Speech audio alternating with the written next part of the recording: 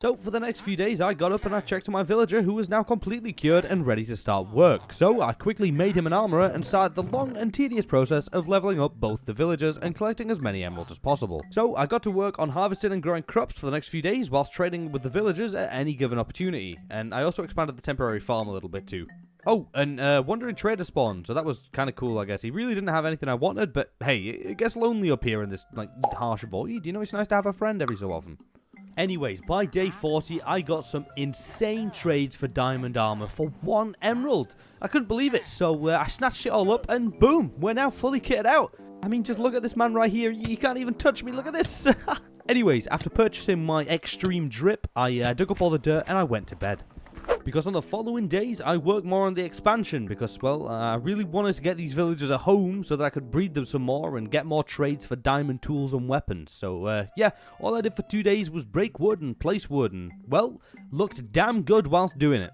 And by the middle of day 43, the 3rd layer was finally finished and the island was starting to get pretty big. Anyways, I got to work on replanting some of the trees and planning out where I wanted to put these villagers.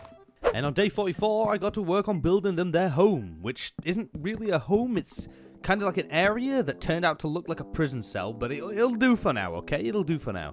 Anyways, now I need to go and grab these annoying boys and bring them to their new house, which is, well, a lot easier said than done, because for some reason, they don't like to move. As a matter of fact, they didn't move at all. I had to forcefully push them all the way there. Eventually, by the end of the day, I had both of them in there, and then I went and made 3 beds. 1 for each of the 2 villagers, and 1 for my soon-to-be 3rd villager if they even decided to move. Anyways, I spent the night with them in the prison. So, on day 45, when I woke up, I noticed that my chests were extremely messy again, so I decided to spend all day just tidying them up and organizing everything properly, because there was a lot of stuff just all over. So, yeah, it was kind of a boring day, but I think now is the correct time to tell you about this video's sponsor. It's you. You know, you there just sat there watching this video, laid there watching this video, it's you. If you enjoy it, please drop a like and subscribe. I'd greatly appreciate it, and it really goes a long way. Anyways, back to day, 46. Anyways, back on track. On day 46, I got to work on breeding the villagers by giving them food and a little farm, so hopefully the next time I come over here, there's 3 villagers, not 2. Anyways, after that, I bridged over to another nether island to see if there was anything of interest over there, and whilst I was bridging over, I spotted a chest on the island.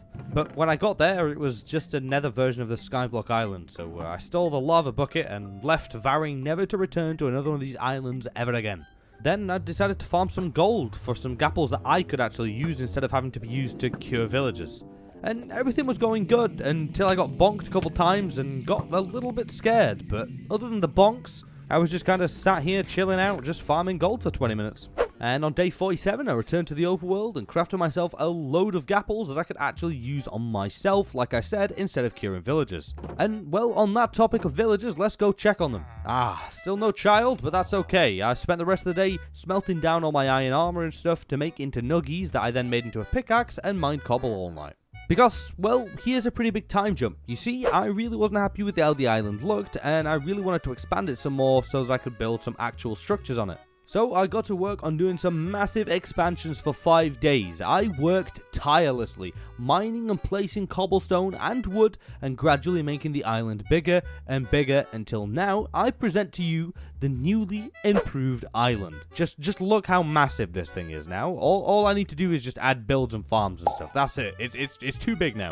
And on day 54, I got to work on building my farm again, and this time I separated my carrots and potatoes into their own sections so that I didn't get any mixed up. And I don't really need to plant any wheat because, well, I can't farm it with the villagers anyways, so there's really no point to it. Anyways, after the farms were done, I got to work on a villager trading hall, and, well, it was kind of more of like a hut area thing than a hall, but, yeah, I just wanted to give them a better place to live.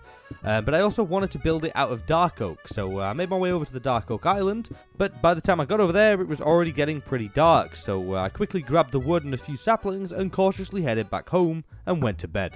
And on day 55, I got to work on building the villagers their new home, and, well, I didn't have a clear design in mind, so it was kind of just all over the place, and I kept removing and replacing loads of blocks, and it was just kind of messed up until the morning of the next day when I had a basic design of the place laid out. But to continue on any more work with it, I needed some glass, and I knew that there was a wandering trader selling some red sand, but I think he despawned now because I can't find him anywhere. So I didn't really know what to do about the glass situation until I remembered that librarians can trade glass for emeralds. So I went to check on the villagers to see if I could actually, do this, and well, they still hadn't bred, so I gave them more food and took my anger out on the mob farm. And kind of just waited around for the rest of the day just hoping for them to breed. And well, after waiting out most of the day, I went back to check on them before going to bed, and they had finally bred, but now I had to wait for it to grow up.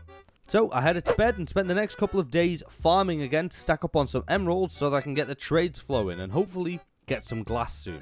And well, I did some trading whilst waiting too, because it'd be a waste of my time considering that they can only refresh up to twice a day. And on the morning of day 59, I went to check on the villagers as soon as I got up, and the child was now a fully grown adult. All I needed now was a bookshelf. And the only way to get one of those is through sugarcane and leather. So I went and planted some sugarcane down and then went to the gold farm to try and get some trades going with a piglin in hopes of getting some. So after a while of farming out these poor piggy boys, I ended up with enough gold to start trading with these two lovely fellows right here, who would happily supply me with a fire resistance potion and 5 leather, so we had just enough for a bookshelf. So after my success in the nether, I once again returned home when I realized that I already had 17 leather in my farming chest. Dear God, I'm so blind.